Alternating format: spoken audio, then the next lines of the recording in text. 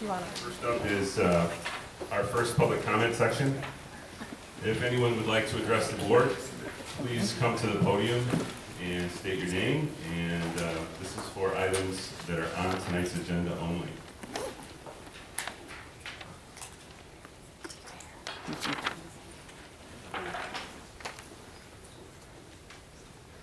Okay, moving on. We need some revisions to the agenda. We have 3 items to remove: the high school hockey co-op, the TEA grievance, and the closed session will not be taking place tonight. So I need a motion to take those off the agenda.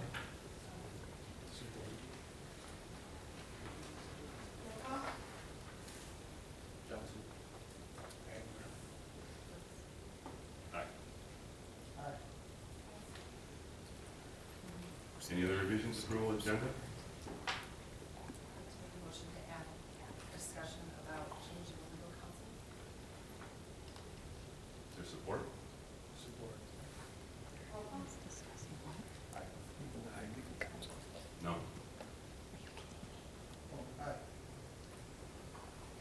Okay. 4-1. Don't we get to hear that? You'll hear the discussion. It's added to the agenda.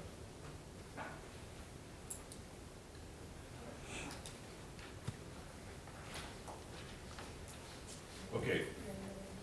Yeah, we're adding that as a discussion item.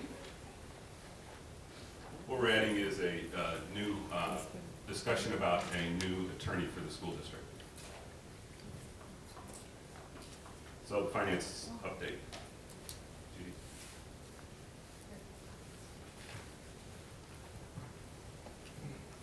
So I just wanted to take a few minutes for new to the reports and so on, and just maybe an overview of what you're seeing and what to expect each month. So the Excel spreadsheets that there's a comparative revenue and comparative expense, and that's comparing November of this year to November of last year. Throughout all the reports, the state of Michigan determines your chart of accounts. They dictate function code, object codes, and so on. So every district uses the same account structure, whether you see that or it's behind the scenes, but you can go from district to district and it's uniform. So when we report to the state, there's consistency in reporting. So on the Excel spreadsheets, we're comparing 2 years. One thing I do want to just remind people, this year we did a budget revision in November. Last year we did it in December. So until next month, you're not really comparing first revision budget to first revision budget. That's just something to keep in mind as you're going back and forth. So on the revenue, it's more combined by those function codes, and you'll see that rolled in when you see the detail on the PDF version. You'll see that that's more combined. On the Excel, it's basically on that summary expense. It's pretty much line by line, those match. On the cash report that you got, those are unreconciled amounts. Those are just pulling from the statements because they wouldn't be reconciled till well after you get these reports each month. So on the detail revenue, those are broken down then by function code. And you'll look at, like this month, you'll notice perhaps there's a negative in the, think of rental. So how can that be? Things, you know, if somebody rents a facility and they want to reserve it for 6 months, we create an invoice for that instead of every, you know, they're doing twice a week. You know, that's obviously not too efficient. If they cancel classes and we go back and cancel, and that's where you can see perhaps a negative in that line item. You also, like state aid, if you're looking at that, the state's fiscal year is October to September, so obviously it doesn't match ours. July and August state aid is booked to last year. We get none in September to give the state a month to clean up their books. So right now, in this current year, we're only showing October, November 2 payments of our state aid on the revenue side.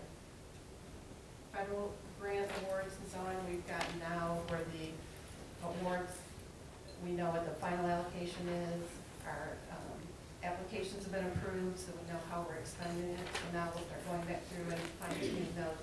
Sometimes, perhaps like an ISD grant or something, we know what the amount might be, but until we've done the application, I don't know how you're gonna spend it. So projected budget, if I know it's 15,000, I might stick it in one line, and then as the year goes, when we know how that's gonna be spent, then you see that I transfer it out to each individual line within that budget.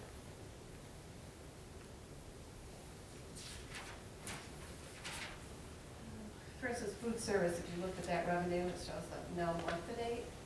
So you'll get used to the process of, you know, we're collecting cash or through my school bucks where parents are putting money on their students' accounts. At the end of the month, we take what that total is, but the food service director has to break it down for us between lunch, breakfast, and things that the state requires. So these reports are ran before we know that breakdown.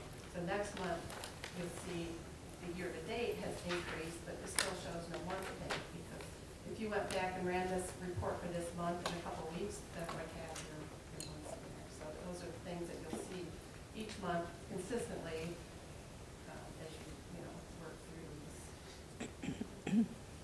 The expense side, the same thing.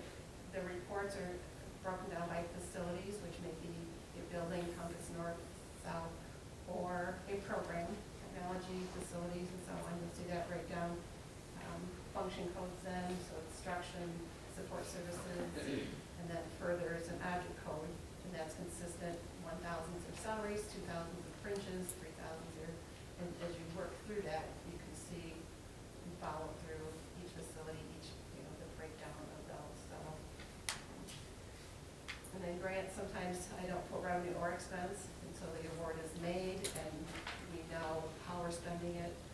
At that time, you know, the next revision, we put in revenue, put in the matching expense, and allocate funds that way. And I think that's it, just to help as you work through those and each month, and it'll become second nature eventually when you're. Anybody have any questions for Judy?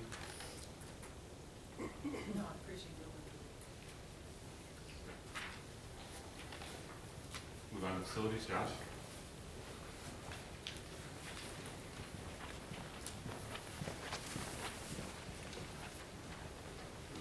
Okay, for this month, our help desk tickets, we're still continuing to maintain about an 85 to 90% completion rate. We do have about 50 open tickets right now, a lot of which will be completed over the holiday break because they're things that we feel should be addressed when the students aren't in there.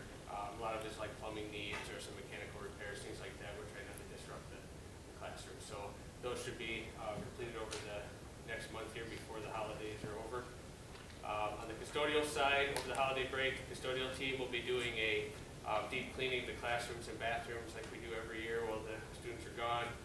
We'll also be doing some touch-up paint areas that need to be addressed. Under projects, we've got 2 open projects right now. The art and sculpture garden, which you've seen now back here. Right now, the first phase of that is about 90% complete. There's some excavating and some tilling and stuff that needs to be done, but the weather got the best of us this year. So that'll be completed in the spring. And then there is going to be some ongoing fundraising and things like that for the next phases as that gets moved along. The other open project is the pool filter system and the UV light. That has all been ordered. We've been in contact with all the contractors. Everything is moving forward on that, but they're looking right now at the first part of January before everything will be in. And at that time, we will schedule with both athletics and the community pool itself so that we can make sure we're not disrupting their schedule, or at least as little as possible. Other than that, the pool, we're continuing to battle boilers and dehumidification systems. We do have right now everything up and running, but like I said, the systems are old. And as we've mentioned in previous meetings, both the pool equipment and all of the building mechanical, we really want to look at what to do with that over the next few years. It's going to be a large investment for the district, but we have done a feasibility studies. We have done with our utility providers and some rate analysis work in that, so there is some funding mechanisms to help with that. So that's something in coming months, January, February, I would recommend continuing with the Building Grounds Committee meetings to kind of talk about what direction you want to take with that. Any questions? in September, you mentioned the mechanical concerns. Can you give more of a breakdown on that by building? Or is it just anticipated or because they're so old, or do we see things going down? A lot of it is anticipated. So as I mentioned in one of the previous meetings, in 2001, I believe it was, a lot of the mechanical was replaced under, at that time, a grant or a bond. So everything was done at one time. So all of our equipment is about that same age. So what we're trying to do is get out of that cycle of every 18 years having to spend, let's say, $5 to $7 million and replace everything. If we get into a cycle of being proactive and replacing the equipment a building at a time, or as where we see the needs at the time, starting to really come up with that 7 to 10 year plan so we can keep that rotation going versus that one large sum. That also being said, like I said, there's a lot of the utility companies, things like that, will work with you on funding mechanisms and rebates and things like that that would definitely offset that and make it more feasible to do small chunks like that versus one big project. So how is the high school? That's our biggest building, and that probably was done a year or so before the other buildings were done. It was, but it all falls in that same range. So over the last year, we've seen a couple of compressor failures. We're seeing some larger repairs that we're really looking at. So this would definitely be in the running along with the rest of the building because all the equipment's in that same 2001, 2002 range. But yes, we are seeing, like I said here, we've had some compressor failures, some major mechanical issues as well. And we're on top of the pool, or you get something in place to take care of? That as well, you know, that's something we've also been looking at that would definitely have to be, I know for a few years we've talked about the dehumidification system in there, the boilers. That's something that's going to really have to be addressed probably sooner than later. And with your painting over the holidays, does that include the second floor at the high school? The walls, the paint is peeling up there pretty bad. At the high school here? They're not the high school, Oh. the Compass. Yes, I'm okay, old. sorry. Yes, Compass, yes, that is one of them we're working at, yes. In your opinion, what school needs the most attention right now? Honestly, I couldn't give you just one building. There is certain equipment at each building that really should be addressed. I would hate to narrow it down to just one building, to be honest. Thanks. To that end, have we had an evaluation done of each building and each piece of equipment to give ourselves a list of priority yet? We have. So one of the things we did when we did the building controls upgrades just over a year ago is they went through and commissioned each piece of equipment along with that. So we do have a punch list that we're working off on that, as well as just the maintenance guys and myself having hands on the equipment, looking at really evaluating what's going on with the equipment and where our major problems are. So yes, we do have that So we punch have a list. priority list for replacement. Absolutely. Yep. Any other questions for John? Thank you. Next up is the attorney discussion. I guess.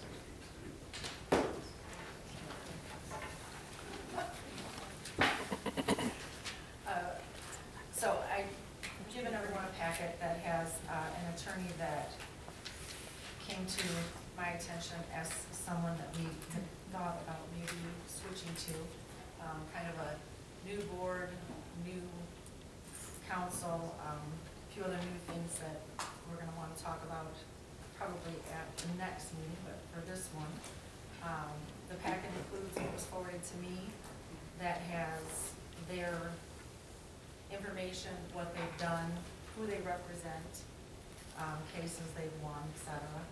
The blue tab is their hourly rate, and it also talks about if you want to use a retainer or not, and what their kind of theory on that is. The page after the blue marked page is a list of all the schools that they represent, and we'd be in pretty good company. And then it continues on to talk about each individual attorney with the firm.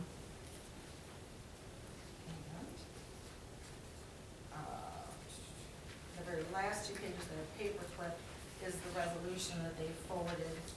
If we would like to utilize them, we can incorporate this into the minutes and add them. So are we really proposing to change the attorneys, because we have retainer, we have attorneys on retainer right now, right? So are we really looking to replace them as our attorneys, or do we just want for our comfort, because we're making a transition here to 7 new board members, we want attorneys to advise us, so the steps we take for this district, you know. That is the, I guess would say this is the initial thought that I had, but at the same time, it would transition into the regular district attorneys, is my kind of thought process. I don't know what the retainer situation is, we'd have to find out more about that first. But this, we wouldn't need to put a retainer down with this firm, so it wouldn't be something that we would need to figure out what we discuss. Because what I'm interested in is having some attorneys to advise us as we make the transition. Right. And having, you know, I thought we were totally changing. I'm not familiar with the attorneys we have now. How long have we been our attorney? True law firm? I mean, Forever, going back to my days, 16 Predates. yes, Yes. for sure that, and probably before. I don't know the exact date, but they were the attorneys when I taught here in the 90s. And I know just from my experience, I've only spoken, I think, once to the district's attorneys, so I'm not sure at the board level if you're dealing much with the attorneys, that's more the administration level. But again, that's just my experience in the 6 years that I've been here. You've been on this board before, how much time did, we didn't even know that they were the law firm then, so you probably didn't spend a lot of time with them either. I'm sure we've met with them at that time, different situation. And that's why going forward right now, this is unheard of, 7 new board members. And, you know, these people didn't just put us in there to fill these seats, they want to change. So I think if we're going to make change, we need to have somebody advising us that we're comfortable with as we go forward. Like I say, I don't know if I really want to totally replace the attorneys we have, but maybe in an interim, have somebody to advise us.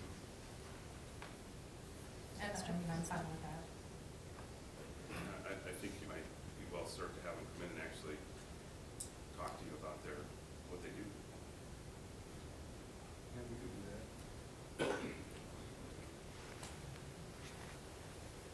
So do you want to add this resolution, or do you want, what do you want to do, I guess?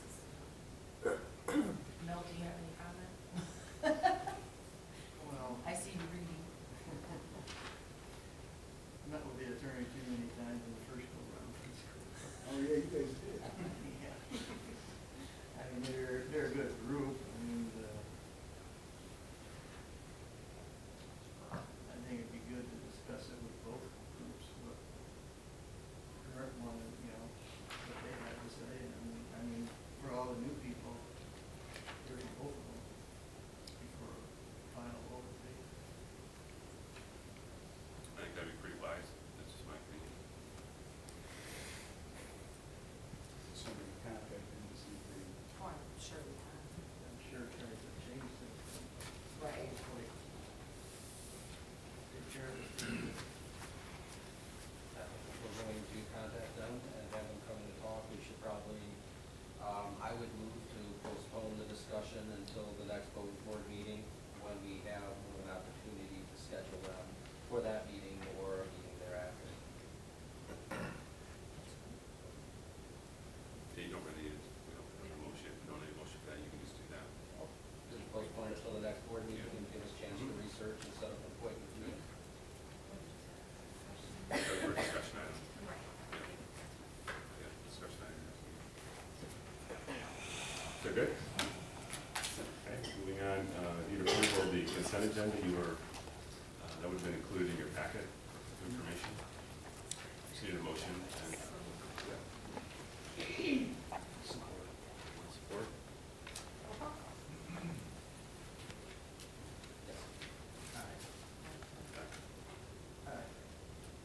And on the superintendent's report. Just a couple of things. One of the things we forgot to do is introduce the new face at the table. This is Nikki Reinhardt. She will be our new business manager. Judy was promoted at the Illinois Intermediate School District, so she will move up to the executive finance, what your title is, executive something. So we're thrilled to have Nikki. Nikki's worked with the ISD for several years. She's very familiar with our budgeting process and has been doing a great job working under Judy for the last month. So we're thrilled to have you on board. So thank you. Thanks. So a couple things, we had the opportunity to have tours for our 100 business buy-in. So we have as part of our strategic design, we have a stakeholder group that meets once a month, and it's made up of business members and nonprofit members as we come together to just talk about how do we expand the connections between the community and our schools. So thank you to Mary Tomlin, who coordinated a fantastic tour at a Westing Center. So it was great. We actually had somebody respond back right away saying we could see how we would be able to work together with the school. So we're happy about that. Just a couple reminders. You should have a green piece of paper. That's an invitation to the legislative breakfast. That is this Friday morning, I think, 7:30 to 9 at the Lake Intermediate School District. This is an opportunity to hear from our state senator and our House of Representative, Ronna Colley and Dale Zorn. And then there will be somebody from Tim Walberg's office there as well. It's an opportunity for you to listen to some of the updates. It's very busy. Lame duck season is very busy for educators. And so they will be able to provide an update as well as give you the opportunity to ask any questions. And then just a reminder, thank you to everybody who's able to sign up for the January 12th MASB CBA, lots of words in there, a one-on-one training that will be held also at the ISD starting at 9 o'clock on that Saturday. Thank you. Okay, for the January 14th meeting, it is the organizational meeting of the board. So that's the big highlight coming up for your next meeting.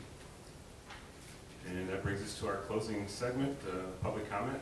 Anyone would like to address the board? Please step to the podium and have your say.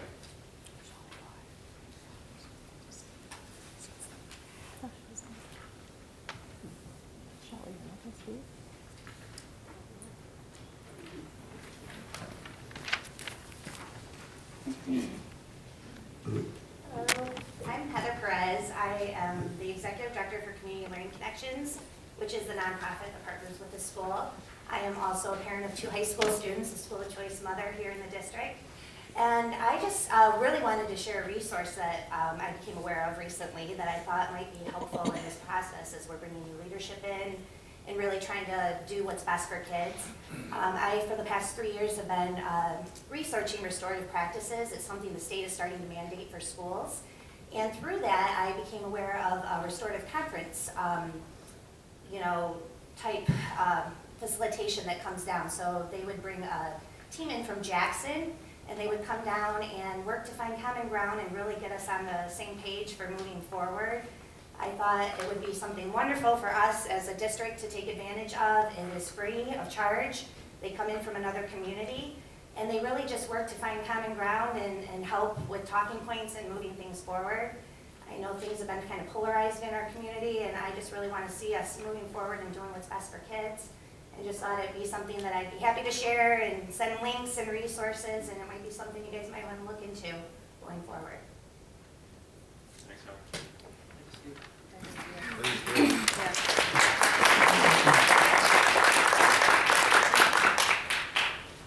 Anyone else like to address the board? Raise a hand, walk on up. Going once, going twice. We need to do something to get people moving. So my name is Jesse Pizzania. I actually graduated from this high school, and I'm also a banking center manager for a local bank here, actually in Adrian. But I just wanted to address the board, take the time to really recognize what Kelly Coffin and the board has done. I've known Kelly. She wasn't one of my teachers in school, but I've gotten to know her, and she's phenomenal. And it's sad to see some of the things that have been said about her.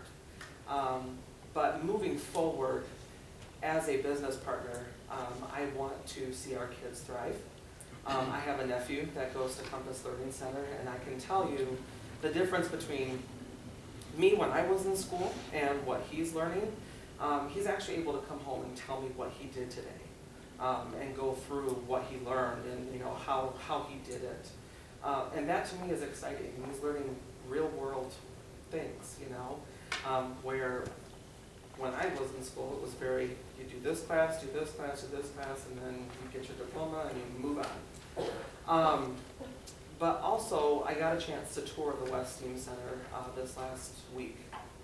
And there were students in the classrooms that were able to hold conversations with us, tell us about what they're doing, and they looked excited about what they were doing. I'm excited to work for a bank that's going to allow for students to come in and work with me and job shadow me, because I think if we have a student that's interested in becoming a banker, what better way to do that than to come in and work with a banker? Or any other, you know, my dad's a business owner, he's a contractor, the trades are dying, you know, it's really an art now, and he has a hard time keeping young people employed just because they don't want to work because they thought they would like it and they don't like it, and so then they stop working. He had an employee that didn't show up to work because it was too hot out and didn't want to get on the roof. If he would have learned that in school, he probably wouldn't have pursued a job to get paid by a business owner and waste that person's money. So I really just want to be here today. I also sit on the board for Community Learning Connections. I'm this year's co-chair for the event, or for the organization. Very excited to give back and see what the kids do. I'm part of the Lunch Pal program, Pen Pal, you name it with that organization, I do it, and many others. So if any of you have questions for me, please feel free to ask me. But this is where I stand and fully support you, Kelly, and what you've done. Thank you, Jesse. Thank you.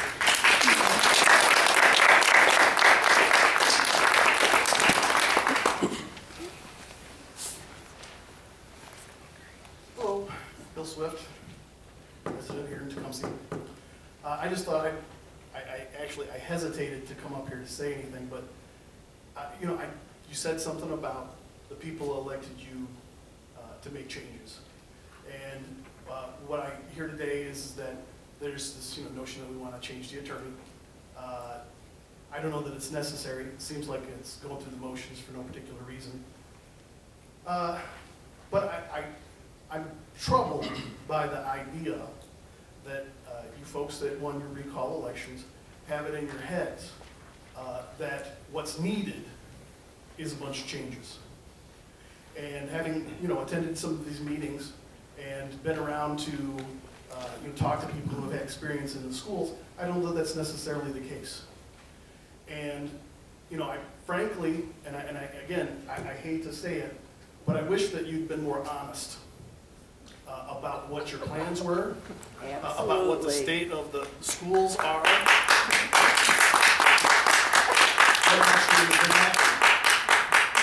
And there's already, you interact with staff members in ways that are not necessarily pleasant, or if you end up costing the school system a lot of extra money because you make decisions that aren't well thought out or legal. There are repercussions that are not just for you. There's a bunch of students who are in the middle of their school year, and I would prefer if you guys didn't act like kids that had found Dad's gun. So, anyways, that's all I got to say. Thank you so much.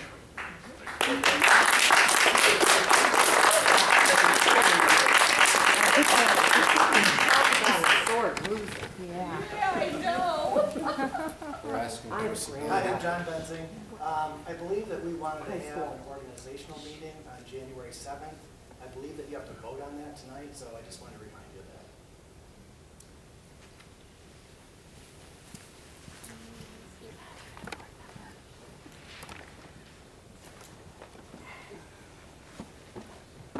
I believe just a second, just to answer that question, the organizational meeting was set for January 14th. It was already on the calendar, so if you did another meeting, that would be a special meeting to call. Yes, that's what we would like,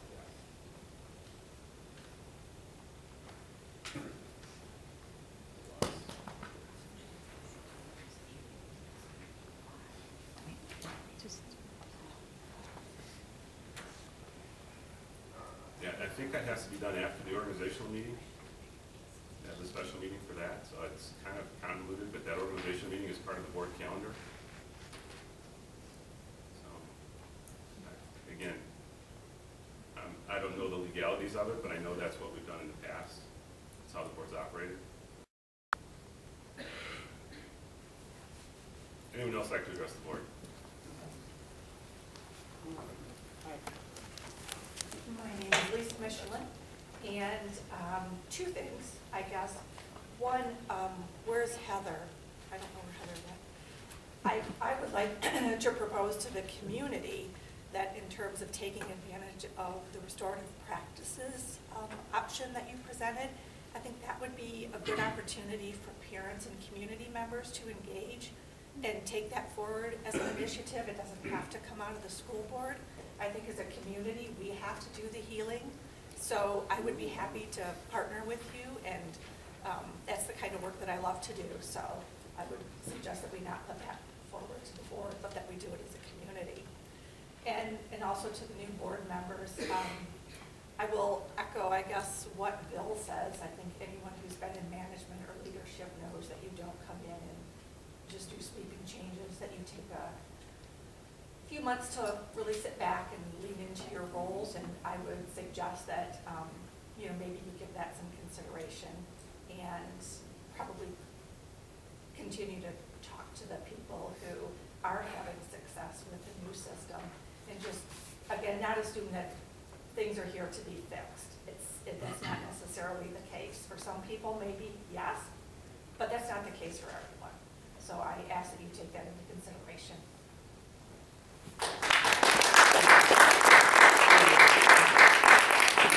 Motion in place, we want to have that meeting on 7, and then you can check and see legally what the standing is on it, and if we're not allowed to have it that way, then we can cancel it.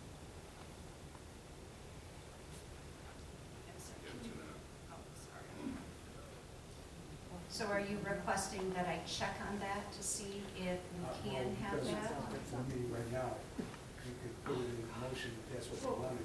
You can check, if we can't, then that's not what we can. So you want to vote on having a special meeting on January We 7th? want to have the reorganization meeting on 7.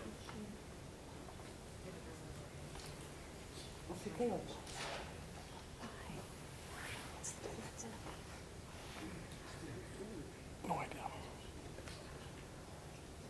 Yeah, I just don't know. Yeah, I don't.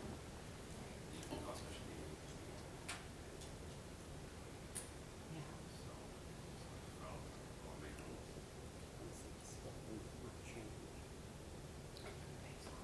And so the purpose of the January 7th special meeting would be simply to be the organizational meeting. That would be a single topic agenda. Okay.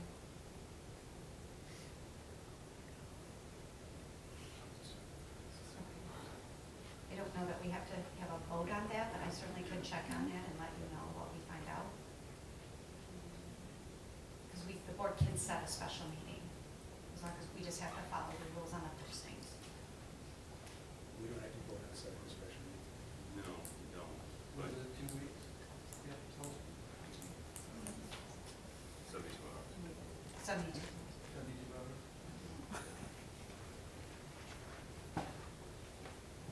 Is there anyone else?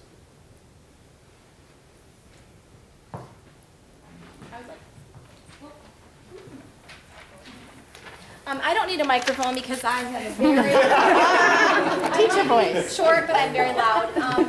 My name is Melissa Hilton, and I teach kindergarten at North Early Learning Center, and I'm a proud 1987 graduate. I have 9 brothers and sisters that graduated from Tecumseh. All 3 of my children attended, or my youngest is a senior, and I just want to invite the new board, welcome, and I will be at the next meeting to welcome the new whole board, but I just wanted to welcome you on behalf of myself as a community member. I hear a lot of tension. I'm sitting with some controversial audience members, and I just want to remind everybody that we are here for the children. And I want you guys to understand that you have an open door policy to come into my classroom and see what the earliest learners are doing.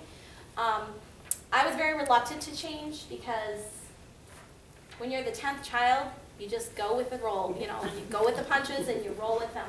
But I'm super excited to see what my learners are doing, and I'm very proud to say that I've given into the change. And you know what? My kids are thriving. And I had a student teacher this year from Adrian College, and I had the opportunity, instead of being that facilitator, I had the opportunity to step back and observe what my kids are actually doing. And you would be amazed. Lori Spots is a former teacher, and she is the supervisor for Adrian College. And she came in and she said, wow, these children, wow. And I was very reluctant. Mr. Lewandowski took a group of us to West, which was formerly Patterson, and I thought, oh boy, because I had flashbacks of teaching 8th grade, like, please don't do this to me. But I walked in and it was very calm, and it was very comfortable.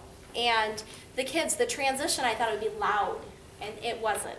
So if you haven't had the opportunity to see like the kindergarten or early learning center, please, if you're just a community member, you must have a background check. But please, just check in, email me, mhilton at the TPS website.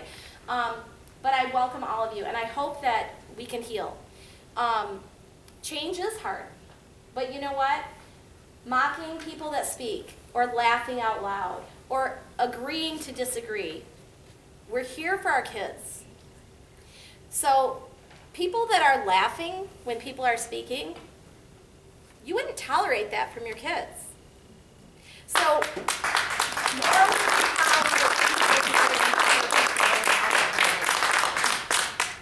but what I'm speaking about is more than just what you're pointing out.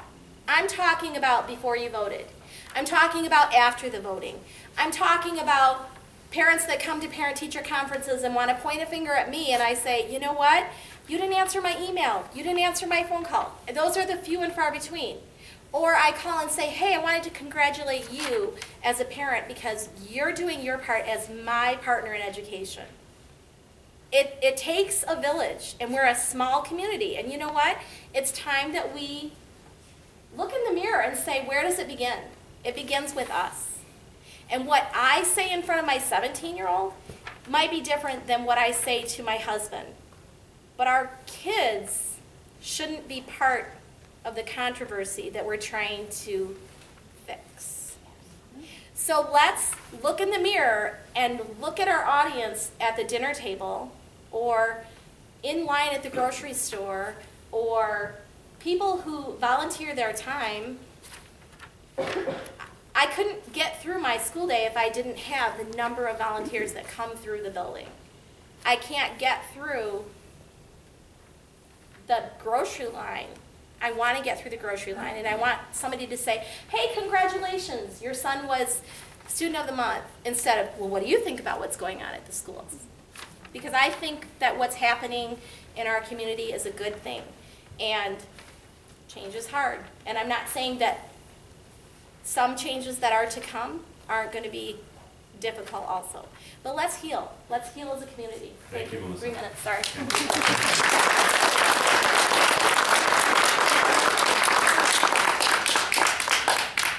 I'm Julie Cassie, a 4th grade teacher at Compass. And my comments are going to be really short because, to be honest, I don't really like to be in front of a group of adults. Children, it's a whole different story. I just had to come up and share because we actually were running behind because we just did a Genius Hour presentation with our parents tonight from 6 to 7. And it was the first time we had done Genius Hour, and so it's kind of scary. You know, you're going and you're having the children present these ideas that they came up with, and having the parents come in and circulate and check everything out. And it's different than something that we've done in the past. I've been teaching since '99, and it's new to me, new, scary, but it was wonderful. And the kids had such pride as they were telling their parents about things, and the families they commented how great it was. We had them go and visit different children's presentations, and it was just a really neat experience. So I just really encourage everyone to kind of check out what's going on. It can be scary when it's new, but there's so many great things happening, so you're welcome to come in and check it out sometime.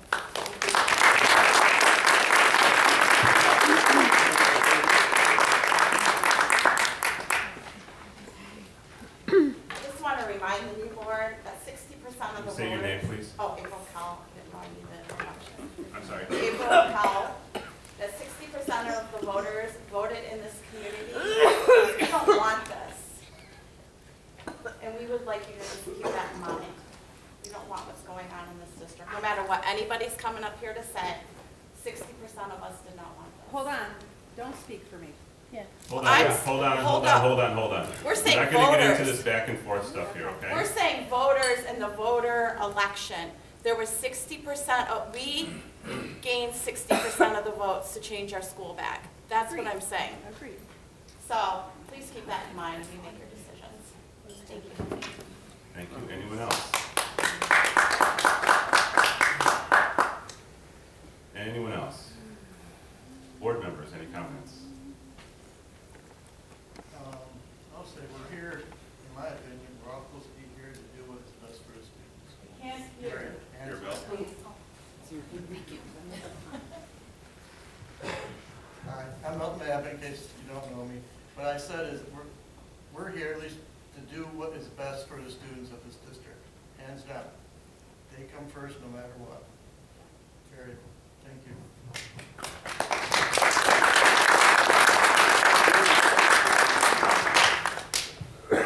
I'll say something.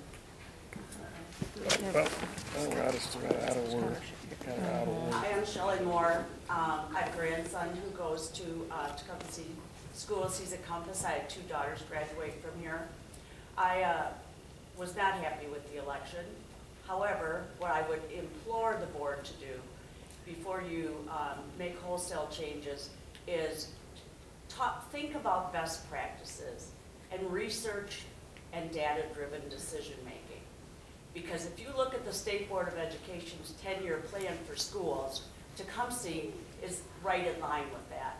And to go back to the 40s or 50s, the good old days, is against everything the Michigan State School Board suggests and against what all good research suggests is what is best for all learners. Thank you.